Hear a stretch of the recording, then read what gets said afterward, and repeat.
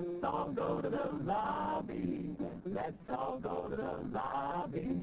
Let's all go to the lobby to get ourselves a treat. Hi everybody, I'm John Bard, Managing Editor of Children's Book Insider, the newsletter for children's writers, and Fightin' Bookworm-in-Chief at the CBI Clubhouse, the new community just for children's book writers. If you haven't had a chance to come visit us, please do. We've got tons of information for beginning and working children's book writers that can really help you make it big. We've got a step-by-step writing course to work you through a manuscript, of course the Children's Book Insider newsletter, tons of videos, articles, ebooks, interviews with top children's authors, and so much more. So head on over to cbiclubhouse.com and come hang with the Fightin' Bookworms. Today, get published by Going Hollywood. Want to do some serious nose-to-the-grindstone research that can help you get published? Just go to the movies. The big screen is filled with great storytelling techniques that you can employ to improve your own writing. Here's just some of what you can lift from your favorite films. Opening scenes. How does the screenwriter or director draw you into the movie from the very beginning? Did the opening scene set the tone, introduce the setting, dive right into the action, or begin to plant details for the story's conflict? Compare opening scenes for several movies, and think about which are most effective.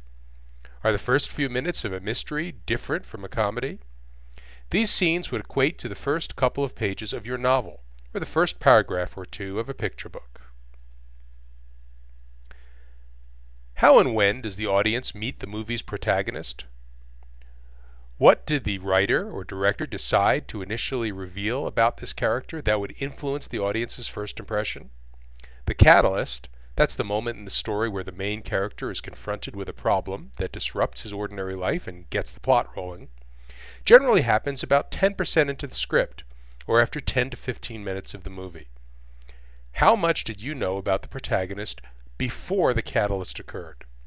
What did the writer and director hold back until later in the film? Don't ignore secondary characters. Notice how they're brought into the story. Does the audience see them objectively or through a main character's eyes? In films, as in books, each character has a distinct role in the plot. Which characters fill the role of antagonist or villain?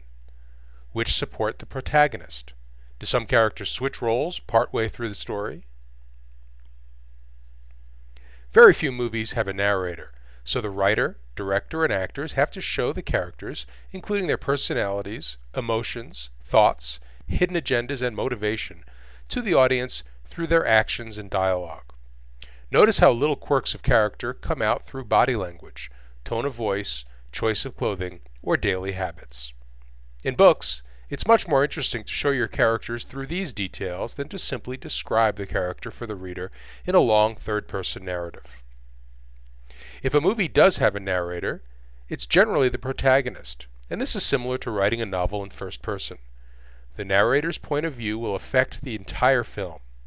In this case, pay attention to how the narrator's interpretation of events skews the development of the plot. Foreshadowing and Details. For this exercise, you'll need to rent the DVD of your favorite film. Watch the movie through once, then watch it again while listening to the director or screenwriter's commentary. You'll learn how seemingly random details were carefully placed to foreshadow later events, or to provide subtle clues to the story's conclusion. If the DVD has a trivia track, turn that on and learn interesting tidbits about the research that went into the script, or how certain scenes were crafted to pay homage to classic films that influenced the filmmakers.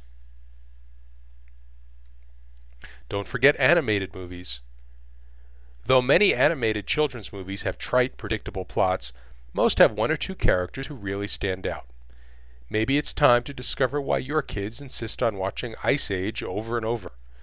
Animated characters often have a hook to their personalities that turns the plot in different directions. This is especially true for secondary characters or the hero's sidekick. Think about all the characters in the Shrek movies whose quirks caused trouble for the ogre, sent him in the wrong direction, or helped him get back on track. One hook many animated characters possess is a subversive sense of humor. While the protagonist can't get away with jokes that are slightly off color or just plain stupid, the friend who insists on tagging along certainly can. Use these techniques to your advantage when writing easy readers or chapter books. The beauty of studying movies is that any good film can work. You don't need to restrict your research to kids' films because solid storytelling techniques work for all ages. But do focus on quality movies, ones that you can't stop thinking about after you leave the theater. Be sure to enjoy the show. And also be sure to visit the CBI Clubhouse for lots more information about making it big as a children's book author. The fightin' bookworms are just waiting to welcome you in. Until next time, this is John Bart, reminding you, keep writing.